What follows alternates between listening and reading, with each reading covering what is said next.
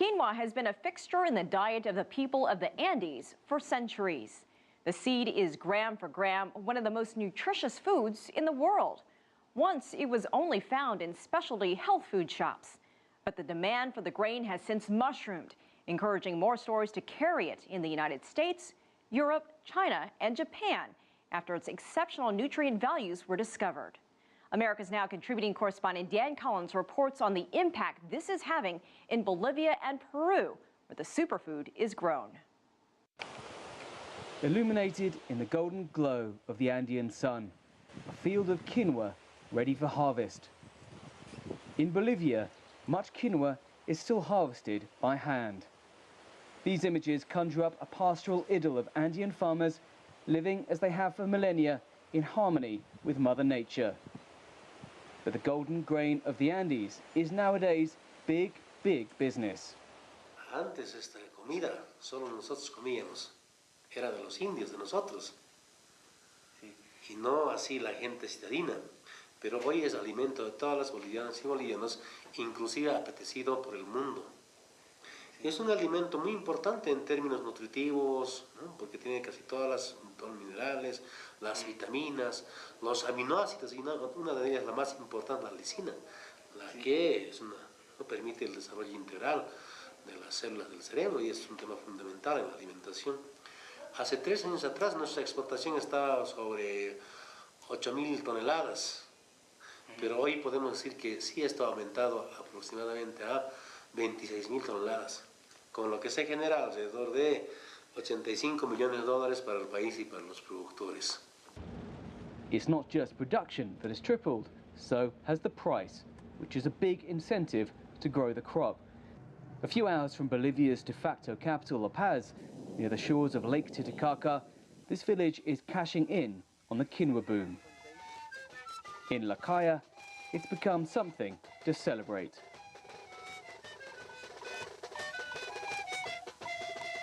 When these men were children, quinoa is what helped them combat malnourishment and poor living conditions. But it was never a profitable crop, says farmer Petrona Urici. Now it is. La quinoa este año hemos visto que ha subido. Antes era barato el quinoa, arroba era 20 bolivianas, ahora que estamos vendiendo de 100 bolivianas, 150. With the quinoa plants recently sown, there's still much to learn about organic production and also how to boost their yield to satisfy the eager market. This is one of the most ancient crops to be grown in the Andes. It's been eaten in communities like this for thousands of years.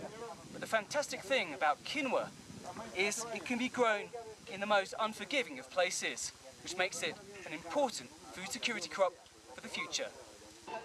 That's why quinoa is finally getting the recognition many here believe is long overdue. 2013 marks its international year, with special recognition from the United Nations. Nuestra apuesta es universalizar el consumo de la quinoa. Y para eso tenemos que trabajar, ¿no? Tanto en aumentar la cantidad de producción, en superficies, en volúmenes, el tema de la industrialización, la comercialización, y fundamentalmente lo que creemos que va a ser importante es de que podamos incorporar la quinoa en los diversos alimentos de la población. But as external demand has tripled its value, are Bolivian quinoa producers still eating this ancestral crop? I asked Paula Mejia of Bolivia's Chamber of Commerce for quinoa.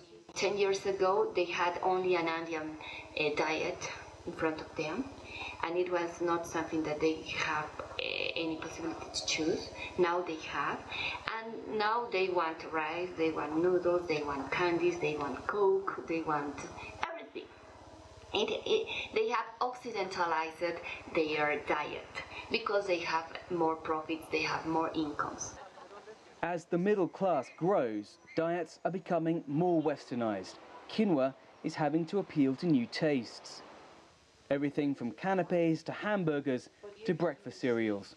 Quinoa will have to adapt if it is to compete with imported processed foods. It's ironic, but as the world benefits from the protein and mineral-packed punch of quinoa, its historic producers and consumers may be turning their back on the grain and spending their profits on junk food. Don't forget that here in Bolivia, for a long time, for example, Andean products were for poor people. And that's something that we have to demystify, because Andean products are very, very strong products, very healthy products. That's why these people really overcame the weather, bad conditions, and no access, no electricity, no water sometimes. I mean, so we have to change that from their minds. Do you understand me? They need to understand that Andean food is not for poor people, it's for strong people.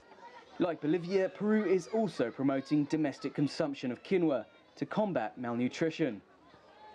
Here at the Casa de los Petizos children's home, quinoa, apple and cinnamon punch is on the menu, part of a government program to promote healthy breakfasts. Nationally, 16% of Peruvian children under the age of 5 are chronically malnourished. That figure shoots up to more than 40% in some rural areas. Juan Reineck is the Peruvian Vice Minister for Agriculture.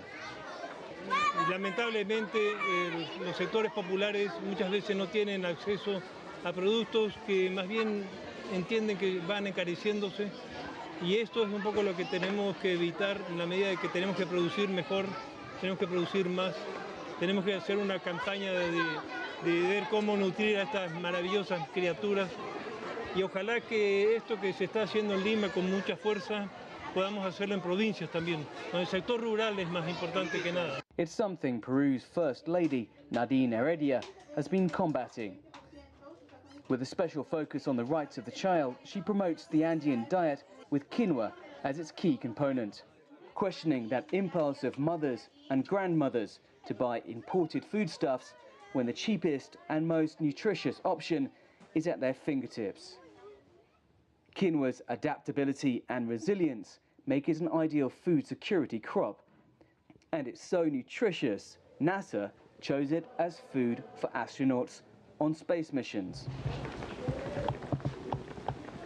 Aquí podemos observar, por ejemplo, el contenido de sapone, fíjense la espuma. Here in the mountains of Cusco, agronomists continue to discover the multiple properties and varieties of this crop. Not only is it packed with essential amino acids, vitamins and minerals, but it can also be used as an organic detergent. Saponin, the seed's bitter outer coating, which is washed off before eating, is still used in remote areas to clean clothes and as a disinfectant. The qualities of this humble seed continue to surprise and delight. The question now is whether production can satisfy the growing demand for export, as well as combating malnutrition at home. Quinoa is being called the Andes' gift to the world. Can it also rescue the people of these mountains from centuries of inadequate nutrition? Our thanks to Dan Collyns for that report from Bolivia. For its nutritional value, the ancient quinoa has become a gluten-free favorite among vegetarians and health-conscious eaters around the globe.